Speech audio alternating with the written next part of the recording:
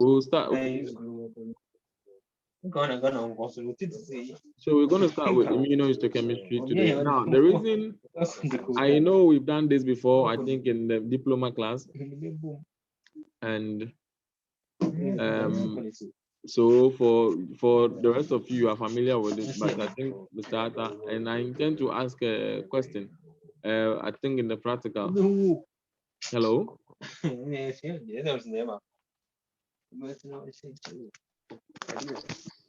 So I intend to ask a question from the practical on this. So please pay attention very well. Okay, so we're going to start with immuno. So what is immunohistochemistry?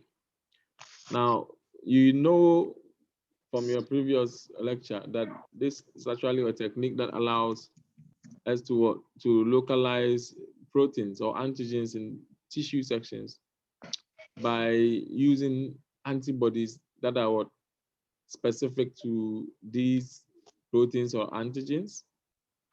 Now, because we cannot see antigens under the microscope and we can see antibodies, we normally would label these antibodies with either a fluorochrome or an enzyme.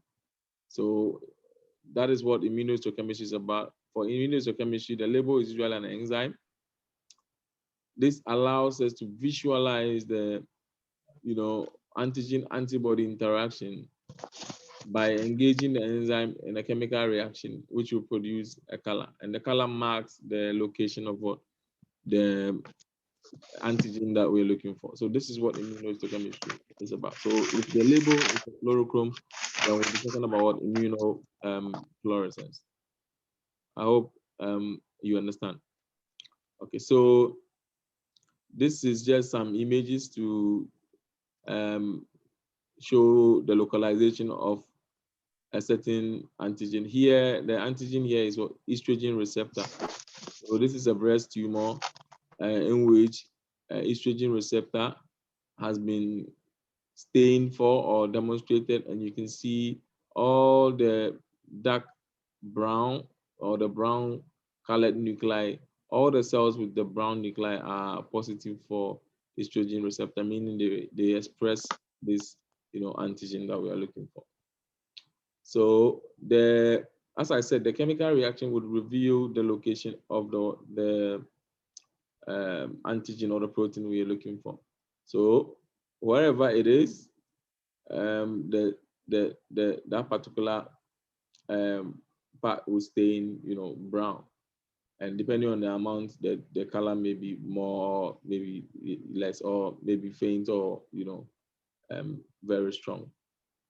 All right, so you can see that for this particular antigen, it's mostly localized in the nucleus. So you can see that's why the nuclei of the various cells are staining, brown. Now, this is another one. Now, you notice that here, the color here is different from this slide. This is because of the type of chromosome that we use. So we have different chromosomes with different colors to show positivity. So here you can see it's a red color. The one here is a brown color. Okay, here the antigen of interest is cytokeratin. Cytokeratin is an intermediate filament. It's one of the cytoskeletal proteins that are expressed by epithelial cells. You can see this is a stratified squamous epithelium, and the cells are expressing, this cytokeratin. So this red color around the membrane, which shows that these cells actually what express cytokeratin. So this is what immunohistochemistry is about. We use antibodies to locate antigens within tissues. Antibodies are normally, tagged or with a fluorochrome. Sorry, not the fluorochrome. Are labeled with what? An enzyme. And the enzyme allows us to visualize this antigen-antibody interaction by way of a chemical reaction, which will generate what? A color to mark the location of what the antigen of interest.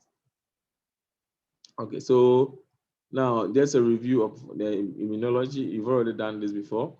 Now, antigens are molecules that have ability to induce formation of antibodies, and when they do, they normally react specifically with what the antibodies that are formed normally react specifically with the antigens that elicited its production. Okay, so antigens are usually proteins. They are mainly proteins, but could be carbohydrate or lipid molecules, and they bear usually one or more antibody binding sites. So the antibodies bind to antigens at these specific sites, which we refer to as what you call it, epitopes. Okay, we call these regions what? Epitopes. So one antigen can have several epitopes where antibodies can bind. So the antibody doesn't really bind to the whole giant, but it binds to the antigen at specific regions on the antigen known as what? The epitopes. So you can see this green ball here, which is an antigen, has about 1, 2, 3, 4. There are 4 epitopes where antibodies can bind to. Okay. Now, what about antibodies? You all know antibodies. They are produced in response to the presence of an antigen in the body. Usually, it's plasma cells, or that's what make antibodies. And as I said earlier on, antibodies would normally react or bind specifically to the antigen that led to its formation. You also know there are 5 types. We have IgA, IgD, IgG, IgM, right? Now in immunohistochemistry, the commonest one that we use is is the IgG. That's the one that is frequently used in immunohistochemistry. Now we all know what an IgG molecule looks like. It's usually composed of about 2 pairs of light chains and heavy chains. But that's the monomeric structure of the antibody. So IgM like this is the same, only that IgM is a pentamer, Ig is a dimer. So all this we've already done in immunology. So this is just to remind you. All right. Okay, so this is the shape of antibody made up of 2 heavy chains and 2, light chains. And antibodies normally bind to antigen using the variable regions, so which is close to where the pointer is. So you can see an antigen binding. So it doesn't bind to the antigen using the middle part, but what the hypervariable or the variable, regions of the antibody. Okay, so now the binding between an antigen and an antibody is usually referred to as that of a lock and key, because we expect that the antigen, the epitopes on the antigen would have a certain shape that can plot itself in the hypervariable region or the variable region of an antibody. So the shape of the epitope usually must match that of the hypervariable region, so that it fits in the like a lock, and key. Okay. Now the antigen antibody interactions are not covalent and they are reversible, meaning you can recover the antibodies. And they are formed by a combination of hydrogen bonds, hydrophobic interactions, and electrostatic, as well as van der Waals forces. Now, when we describe the strength of antigen antibody complex, certain terms come in mind. Remember affinity and avidity from your immunology. So affinity actually refers to attraction that a specific antibody possesses to a corresponding antigen. This is more like the love the antibody has for the antigen, while avidity actually refers to the overall binding strength between antibodies and then the antigen. So for example, one Ig G molecule and an IgM molecule may have, the same affinity for a particular antigen. But when it comes to the overall binding strength, we expect that the IgM would have more because it's actually what, a pentamer. Okay.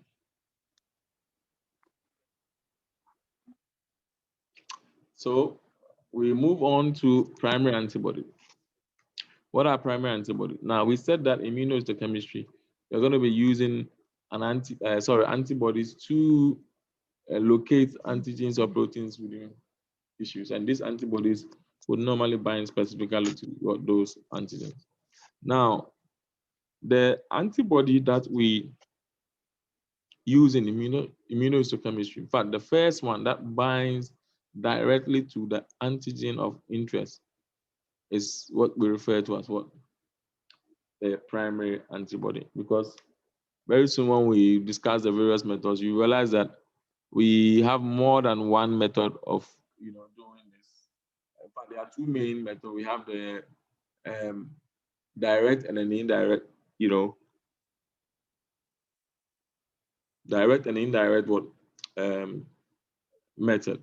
So in the indirect, we use more than one antibody. So after using the primary antibody, which binds specifically to the antigen, we also bring in other antibodies. So we have a secondary antibody. We can even have a tertiary, antibody, depending on the number of antibodies you are using. All right, so the primary one is usually the one that we apply first, that binds directly to the antigen, of interest. So this means that the first antibody, which is the primary antibody, should be one that is specific to the antigen. It should be sensitive and above all also reliable to allow a very good localization or of what any antigen or protein we are interested in. Okay, so these primary antibodies or antibodies in general, we normally will have two main types. We have polyclonal antibodies and what? Monoclonal antibodies. Now, what is the difference between the polyclonal and the monoclonal antibodies? So the polyclonal antibodies normally would recognize and bind specifically with more than one epitope of an antigen. So in the antibody is made up of what? Several clones. Each clone can bind to a different epitope on the same antigen. While monoclonal ones usually is made up of a single clone of antibodies. So all the antibodies in there are identical and they all recognize and bind to only one epitope. While the polyclonal will have several different clones, which can recognize and bind to different epitopes on the same antigen.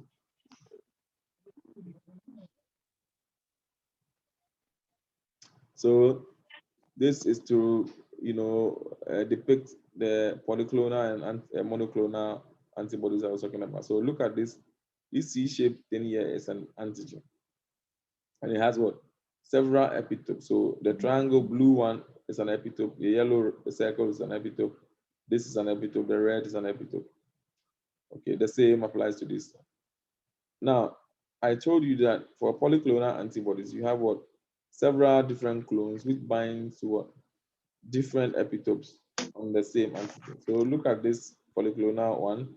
There's an antibody that binds only to the blue epitope. There's one that binds only to the green. Another one binds to the red, yellow. So this is made up of a polyclone, many clones. So 1, 2, 3, 4 different clones for this example. It doesn't mean that all antigens are, but for this example, here you can see there are 4 different clones, which make up that are found in the bottle. Whilst the monoclonal is made up of a single clone. So if you look at this antigen here, there are 3 antibodies binding to it, but all of them are binding to only the blue triangle. This is because it's a monoclonal antibody. It's made up of a single clone, which recognizes only one epitope, whilst the other one is a mixture of different clones that recognize different epitopes on the same antibody. So when it comes to sensitivity, the polyclonal antibodies, provide a more sensitive uh, detection of what, because the thing is made up of what, several different clones. For some reason, some other clones are not able to bind. At least one out of the four, may likely, bind. Now, in the monoclonal, like there's just one, clone. So if for some reason that one clone um, is not able to bind due to several other factors, then it means you're going to get a negative, results, when in fact perhaps the antigen you are looking for is what is present or is found in the tissue. So polyclonal seems to be more sensitive than, but when it comes to the issue of specificity, the monoclonal one is more specific because it's made up of a single clone which recognizes only a single what, epitope on the antigen. But the polyclonal, since is made up of several clones which bind to what, different epitopes on the antigen, the likelihood that this one of the epitopes is shared with maybe perhaps another antigen, yeah, cannot be, ruled out. So this could mean that there are times when you can get a positive reaction um, when in fact, or the thing, because of the issue of a cross reactivity, the antibodies go to bind to other proteins or antigens that.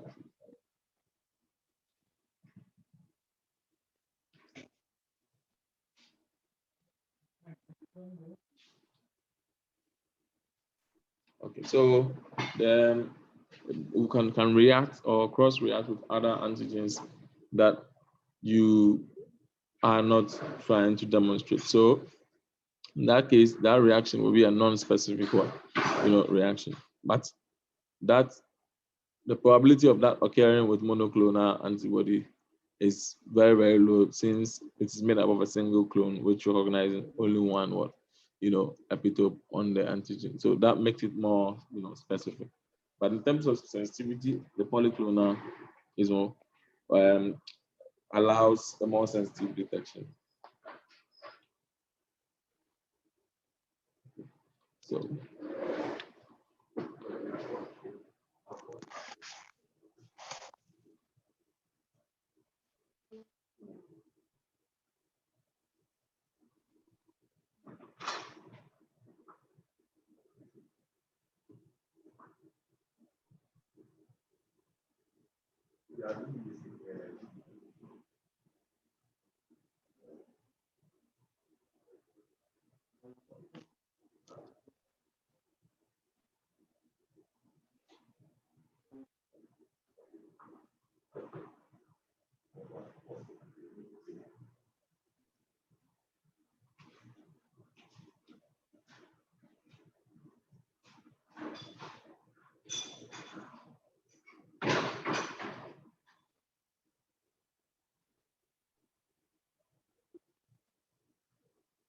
okay, sorry, I had to give something to someone. So okay, so I'm back. So now we continue. So how do we prepare tissue for immunohistochemistry?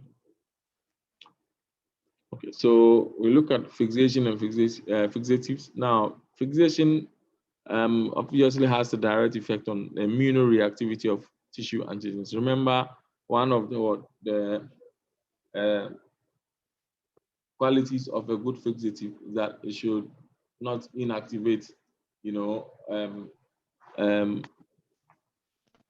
it should not lead to the distraction of what antigens, which, or it should allow the demonstration of what antigens in tissues using immunohistochemistry.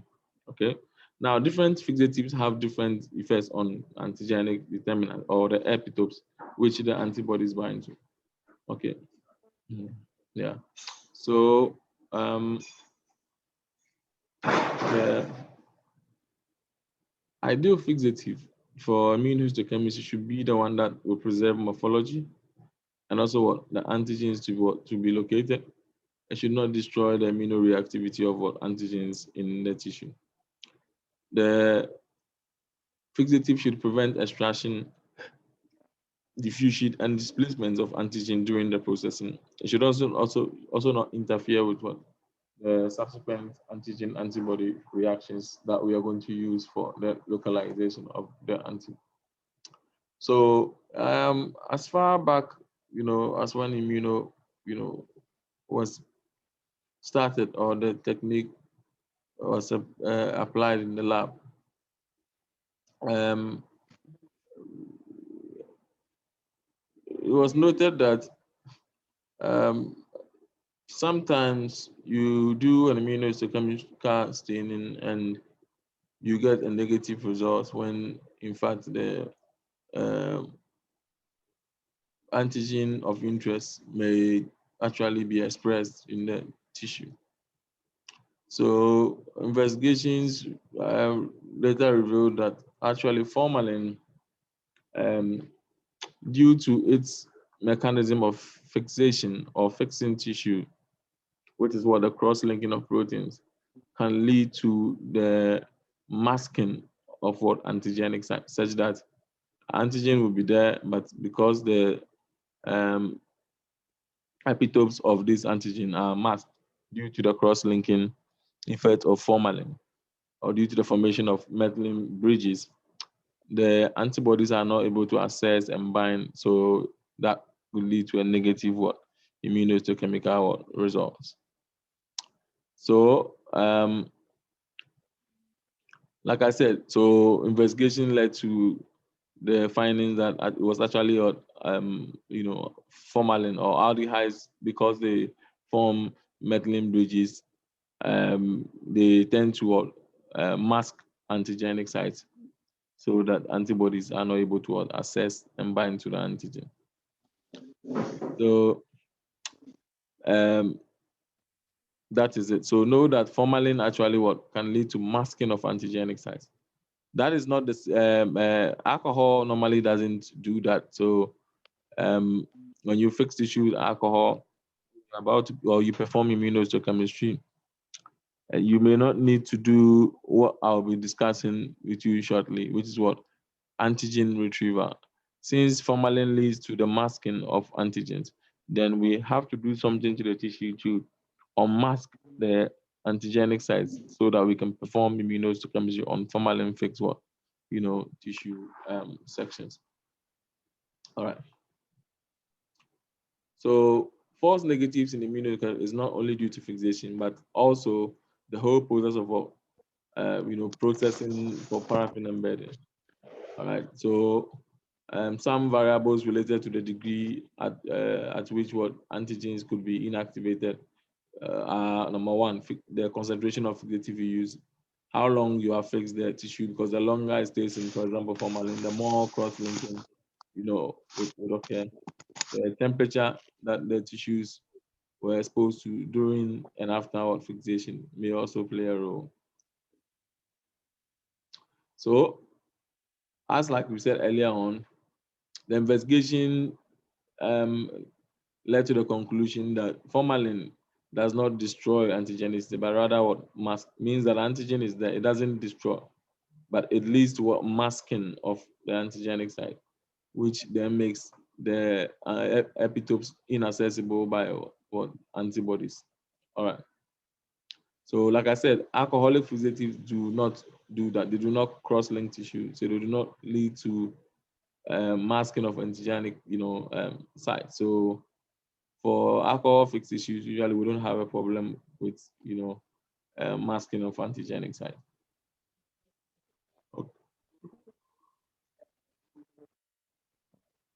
Okay, so this is still on the fixation thing. You can now to obtain the maximum benefit from immunohistochemistry, processing of tissue must satisfy three basic conditions.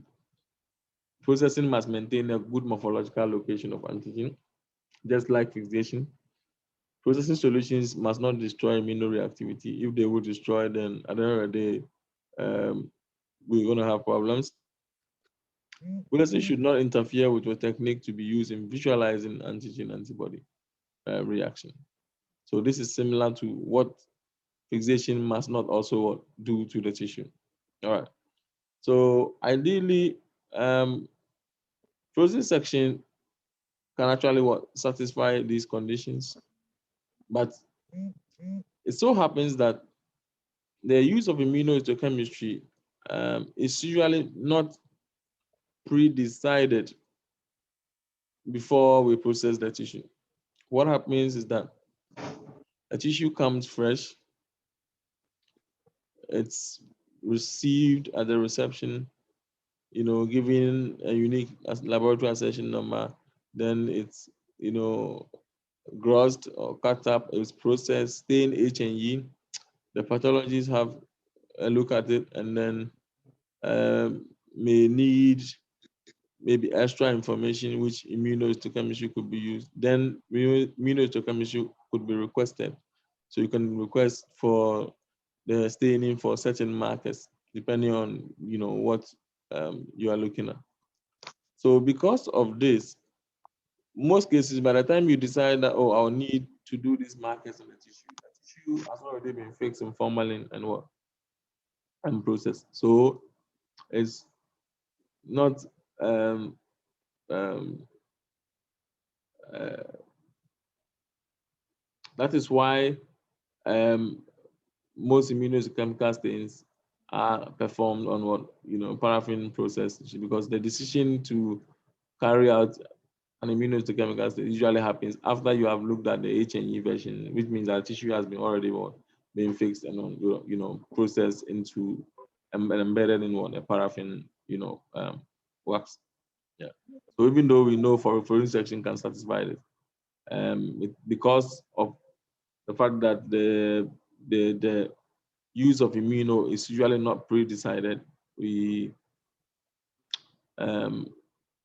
normally rely on paraffin embedded tissues. Okay.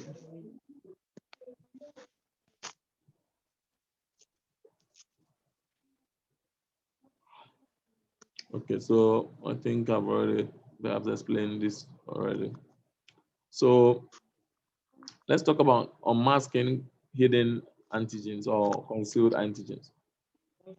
Okay.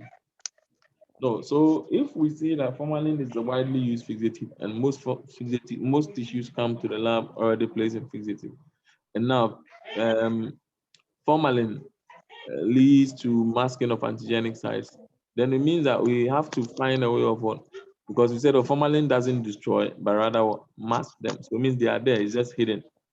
So we have to find a way of what, unmasking or retrieving this, antigens so that they will be accessible to the antibodies.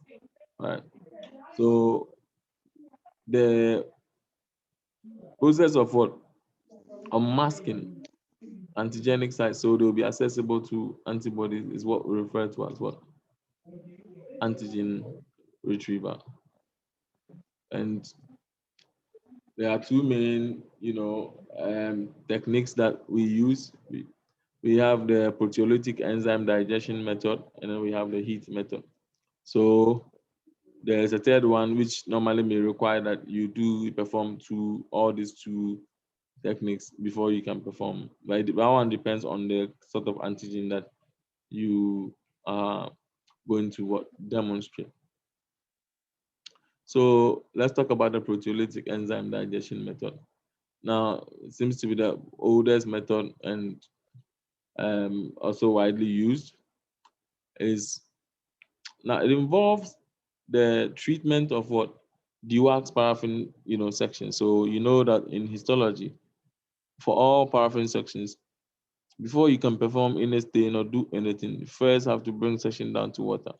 So you dewax and then bring the section down to water. So once you do that and you want to perform antigen retrieval, you then incubate the dewax section in what, these enzyme solutions. So the enzymes that are used usually are trypsin, pepsin. You can use protease and what proteinase K. So this enzyme can be used to unmask or retrieve the antigen that has been masked or hidden.